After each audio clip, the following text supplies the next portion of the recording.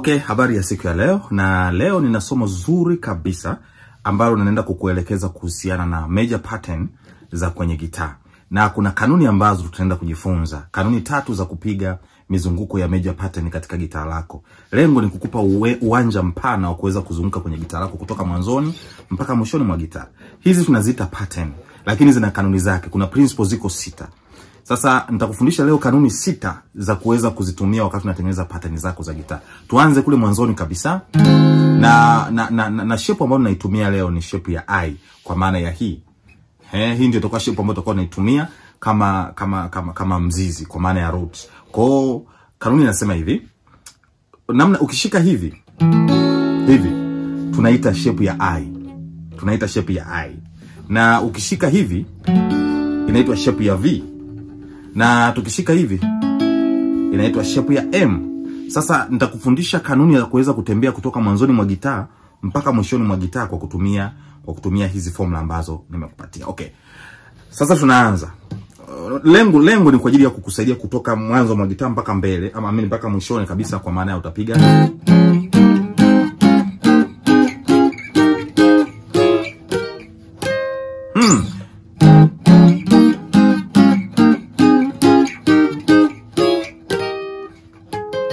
Okay, sawa. Kwa nataka nikuelekeze sasa namna ambavyo unaweza kutembea kutoka mwanzoni mwa gitaa mpaka mwishoni na ukaweza kutengeneza pattern ya major chords. Kumbuka kwenye ufunguo wote wa gitaa, ufunguo wote wa muziki, aina ya kodi za msingi ambazo utakutana nazo major chord 3, utakutana nazo minor chord 3, utakutana na diminished chord 1. Kwa hiyo ukijumlisha hizo zote unakutana na tonic degrees zile 7, kwa maana ya do re mi fa so la ti do, ambayo ni namba 1, namba 2, namba 3, namba 4, namba 5, namba 6 na namba 7. Kwa hiyo sasa siku ya leo tunachambua ile namba 1, namba 4 na namba 5 katika mzunguko wako wa do re mi fa so la ti do. Welcome. Naanza. Hii hapa ni A major. Namba 4 ya kwenye A major huaga inakuwa ni D major, ambayo ni hii. Na namba 5 ya kwenye A major huwa inakuwa ni E major, ambayo ni hii. Kwa pattern ya mzizi au kwenye open chords tungesema kwamba namba 1, namba 4, then namba 5. Kwa maana namba 1 A major, namba 2 D major, namba 5 ni E major. These are the chords ambazo zinapatikana katika hiyo pattern ya A. Sasa nataka tuzitengeneze triads za hizi chords. Hii hapa ukipiga hivi ni open chord ya A. Open chord ya A, okay?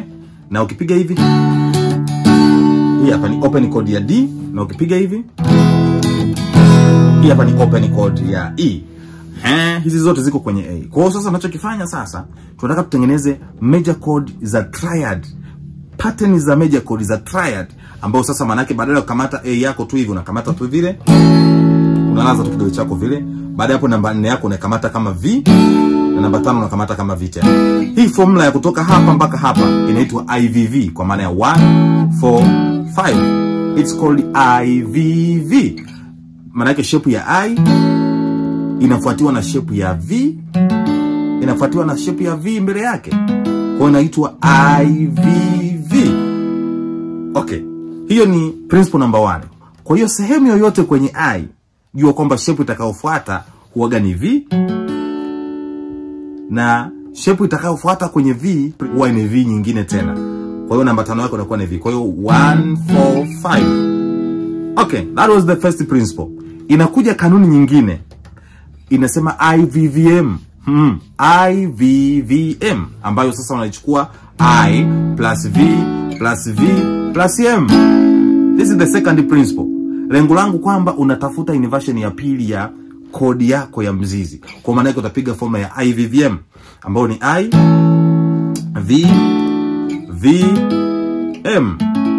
I yangu nailaza vile, V yangu ni hii jamani. Kwa wale ambao ni wageni kabisa hawajajua namna kushika shape ya V, hii hapa. Kidole chako namba 1 kwa mfano kinashika uzi wa 3, kidole chako namba 2 kinakamata uzi wa 2, na kidole chako namba ngapi? Namba 4, namba 3 kinakamata uzi wa 4. This way.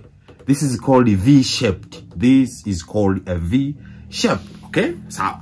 Na kwa hiyo sehemu yote ukisikia ni shape ya V, maana yake inakuwa katika format kama hii. Ni triads hizi. Sawa. So inakuwa IVV. Sasa formula ya pili, principle number 2, nimesema kwamba unakamata IVVM kwa maana ya IV then V alafu naenda M.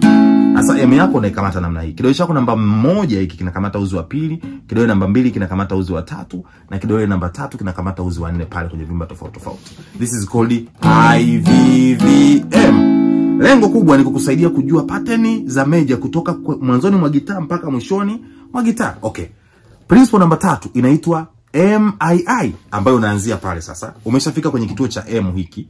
Kwa hiyo ninapozungumzia I inamaanisha kulaza kidole vile. Kwa hiyo maana yake hapa ni M. Tumesema inaitwa MII. Kwa hiyo M I then I. Simple like that. Kwa hiyo MII. Principle number 3. Okay, principle number 4 inaitwa MIIV. Maana yake unaanzia pale kwenye M, then I, then V. This way unakuwa umemaliza mpaka kwenye V pale. Na principle number 5 yenyewe inaitwa VMM ambayo ni hapa VMM. Kwa V M then M. Na principle ya mwisho ambayo namba 6 inaitwa VMMI ambayo ni VMMI. Sasa nataka niziunganishe hizi principles zote nilizozitumia, principle 6, kanuni 6 za kupiga major pattern katika gitaa lako. Major pattern kwa maana ya 1 4 na 5, 1 4 5, 1 4 5, 1 4 5, 1 4 5. Angalia. 1 4 5. Principle number 1. 1 4 5 1. Principle number 2, then 1 4 5 1. Principle number 2 hiyo. Principle number 3 nasema ni 1 4 5. Manake A2 D2 E2. Principle number 3. Then kuna A2 D2 E2 then A3. Principle number 3. Number 4, this is number 4. Alafu na principle number 5 ambayo ni A3 D3 E3. Principle number 5. Then principle number 6, A3 D3 E3 then A4.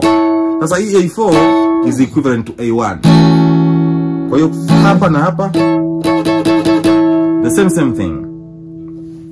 Kwa lugha nyingine, ukiweza kuzifahamu hizi kanuni 6 ambayo ni IVV, IVVM, MII, MIIV, VMM and VMMI, zinakusaidia kuweza kutengeneza 145 145 145 145 katika mzunguko yote kwenye gitaa lako. Kitu kingine, habari njema zaidi ni kwamba hiyo formula ina apply kwenye funguo zote za gitaa. Imagine kwamba huku mwanzoni, ukishika hii shape huku mwanzoni ni ufunguo wa G sharp. Ikitoka G sharp huku mwishoni inafuata ufunguo wa A major. Ikitoka A major inafuata ufunguo wa A sharp. Ikitoka A sharp inakuja B. Ikitoka B inakuja C. Ikitoka C inakuja C sharp. Ikitoka C sharp inakuja D. Ikitoka D inakuja D sharp. Ikitoka D sharp inakuja E. Ikitoka E inakuja F. Ikitoka F inakuja F sharp. Ikitoka F sharp inakuja G. Ikitoka G inakuja G sharp. Ndio hii huku. G sharp, G sharp, G sharp, G sharp, G sharp, G sharp. Kwa hiyo tafsiri yake nyingine ni kwamba unaweza ukatumia hii formula kutafuta pattern kwenye gitaa lako lote, so long as tayari unajua kwamba ulipoanza kidole chako namba 1 hiki kimekusaidia kuweza kurealize kwamba unapiga ufunguo gani. Na hii ndio formula ambayo mimi naitumia kuweza kutambua funguo za gitaa. Natumia kidole namba 1 kama icon au kama root. Kwa hiyo natafutia funguo kwa kutumia kidole namba 1. Mtu anaanza kuimba kama sio wewe, kama sio wewe, kama sio wewe, ningekuwa wapi mimi? Kama sio wewe, ningekuwa wapi mimi? Umejawa na rehema na neema tele, umejawa na rehema na rehema, kama sio wewe.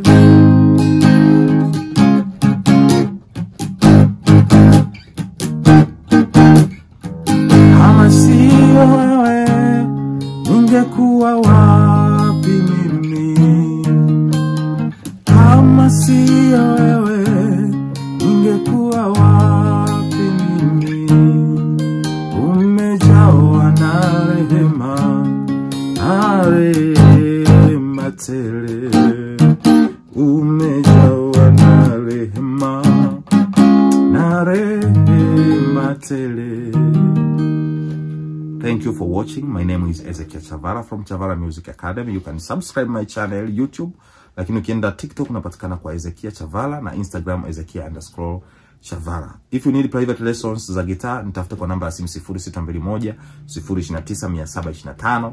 God bless you. Bye bye.